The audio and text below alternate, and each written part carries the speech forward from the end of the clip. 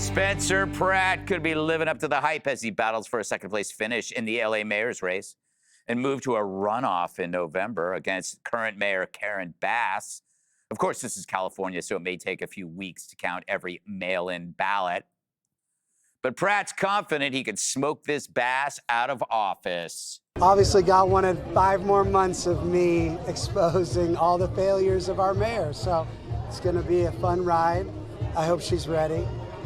Are you ready? I mean, I was born for this, clearly. People just want the truth. They don't want to get lied to. They want to know somebody's heart. And all I do is just speak from the heart. And I don't want to be a politician. I wasn't ready. I didn't know I'd be the mayor. But I know what people want now. They want somebody to speak the truth for their communities and fight for them. So finally, we have a runoff in LA that doesn't involve human feces. Meanwhile, his opponents are vowing to keep fighting for their God-given right to run this city into the ground. Just serving the city that I love, working for, and I'm going to continue to do that all the way to victory in November. No matter what happens in this election, I'll never stop fighting for it. Sure you will. As for California's other big race, it's a 3-way for the governor's mansion, and Republican Steve Hilton is leading the pack as of now. The top two will advance to November, but Katie Porter, she won't be one of them. She conceded after a 5th-place finish, meaning some poor sap just got a face full of scolding hot mashed potatoes. So, Martha, I'm happy with the results because we haven't had Republicans in office for like 20 years in the governorship, but the counting of votes makes me very nervous because they're just gonna. I just know they're gonna find a big pile of votes. I think a lot of people feel that way. It's a question of how well the machine in California will hold up in the face of Spencer Pratt and potentially Steve Hilton as well. You know, this is a very well-oiled machine. And the way they've been voting for a month already. Then if your ballot is postmarked by yesterday, Election Day, you've got another 7 days for it to get in. Then they'll open them. Right? So you're going to be at least 3 weeks. And then the really scary part, 2 scary parts. One is that every resident in California who's ever registered for a vote, or even if they don't live there anymore, they get a ballot in their mailbox. So there's a million ballots that are just floating around with people's names on them, likely, who don't even live there anymore. The other scary thing is that they cure the ballot. So if they open one and it says, it's not signed, or the date isn't checked, or this box isn't checked, they go out, reach out to that person and say, would you like to cure your ballot? So, all of this goes into the mix. So if he can win this thing, it's going to be really an enormous, enormous uphill battle for him. But it says a lot that they got as far as they did yesterday, both of them. Jesse, before the show, you came to me and you said, I need to talk about Katie Porter. I'm worried about her. Potatoes? Yeah, potatoes. She's your favorite candidate. Yep, she's gone, and so's Noodles. Yes. And I feel bad when I see women cry, but not Noodles. Yeah. It's just so mean. The Democrats are sweating. This is California. Republicans are scrappy. Pratt worked hard, Hilton worked hard, and it was a quality of life election. And it should never be a quality of life election in California. It's paradise. Yes. All you have to do is protect paradise. You keep the bums out, the needles out. It's not that hard. California voters, they don't want a hero. They want a property manager. They want someone that makes sure there's water in the well, there's a fire extinguisher where it's supposed to be. And if you see someone passed out by the gate, you give them a little kick. Get out of here. What's so sad about California, it was once beautiful.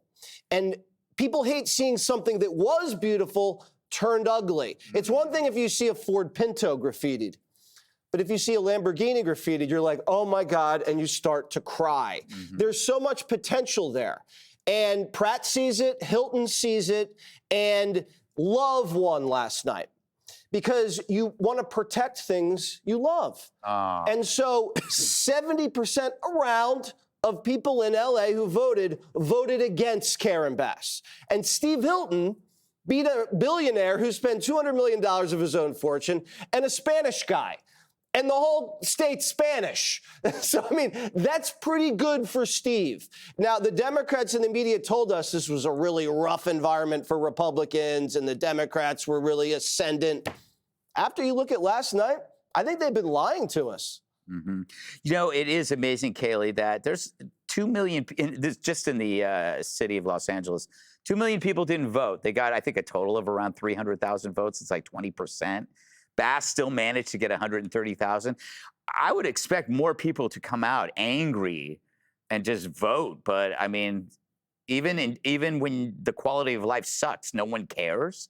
Yeah, it's ridiculous. And that's one of the things Spencer Pratt is rolling the dice on, that in the next 5 months, he could get people to step up who are new voters. And he very well might be able to do that. I love what I'm seeing in California. I've never been so encouraged as a Republican, and in the last year, I would say, as seeing what happened last night. We are not surrendering blue territory. We are stepping up. When you have a headline out of the LA Times, voters are sending a message to LA's Democratic mayor. For the first time, this woman is heading to a runoff in 2 decades. The last time there was a runoff was 2005 for an incumbent mayor. The time before that was 1973. Voters are stepping up. They're sending a message that they don't like the status quo. You pointed this out on your show, Jesse. Voter registrations in California, Republicans up 137,000, Democrats up 10,000. More people are registering. More voters are coming online. And imagine what this guy could do in 5 months, bringing voters online. Every Republican, look at that man on your screen. He's not a Republican. He's not a Democrat. He is anti-party. He's anti-establishment. Take a page from his playbook. He's creative. He's smart. You know, I was asking him when I interviewed him, what's your solution to fraud? He immediately said, I want a database where every single dollar a taxpayer puts down is accounted for. So easy that even a high schooler could log on and see this dollar went to this place and that dollar went to that place. It's smart. It's creative. Not only that, he's focusing on the people. When you ask him a question off politics, try to have fun with him, talk to him about, I don't know, the LA Dodgers. He's like, I don't care about championships. The only champion I care about is the mom and her stroller, championing her, walking through the streets of LA. Super smart, super creative for the people. The low point, though, the voters in California, the fact that this is still not resolved, like go take a page from Ron DeSantis, get this figured out. Yesterday, the headline in the New York Post, 873,000 ghost voters in California. What the heck is a ghost voter? These are people who are inactive on the voter rolls. Clean up your voter rolls, sue the state into oblivion until they comply. Get the ineligible voters off their voting rolls. And to Martha's point, stop sending a ballot to every single mailbox. That makes this a ripe environment for fraud. It is wrong. We need sacrosanct elections. Fix it before the general. All right, Harold. Resident Democrat. So congratulate. Well, I'm a resident American who happens to be a Democrat. I congratulate Pratt. I said on the show the last several days that he's done something that used to be done in politics. He was upset about something happening in his own community. Decided he would put his name on the ballot. People said, those of us who think we know politics and those of us who yell about it and commentate about it, say a Republican can't do this, a Democrat can't do this area, a Republican can't win or have any sway in Los Angeles. And he went right to the people and explained to them that he was running because of the homelessness issue, public safety issues, and that he loved this community. And voters rewarded him in the last 24 hours by putting him in the runoff. Now, if I were him, and I tried to say this, I think he ought to be even more specific. I think he ought to talk about the people he would surround himself with. I do think it's a legitimate knock to say that he's not served in public office or not managed things. If I were him, I'd say that's an advantage for me in some ways, but here are the people I'm going to bring with me, Democrat, Republican alike, to help me manage this city and to make LA, make every community in LA safe again. If I'm Karen Bass, I would not say stick with me to the November and let's just keep doing this. That's what Kamala Harris did when she was asked by the people on The View, what would you do differently than Joe Biden? And she said, I can't think of anything. Clearly, people in Los Angeles want something different. I develop a plan to say, look, we were wrong on certain things. Here's what we're going to do to make it right. The voters would win if both candidates focus not on Trump or not on Biden or not on Democrats or not on Republicans, but on what it is they want to do to make the city safer, cleaner, more profitable, more investable, and for that matter, make it where we all want to come back out there and visit.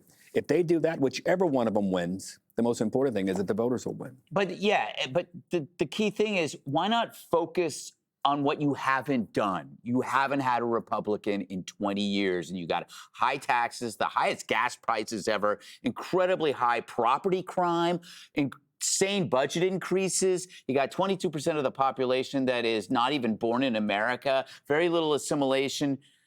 People are fleeing. I mean, maybe why not take a choice on something different, you know? Stop drinking Diet Coke, try Coke Zero. Tastes the same. Be sure to like and subscribe for all the Fox News latest on YouTube and catch full shows streaming now on Fox One.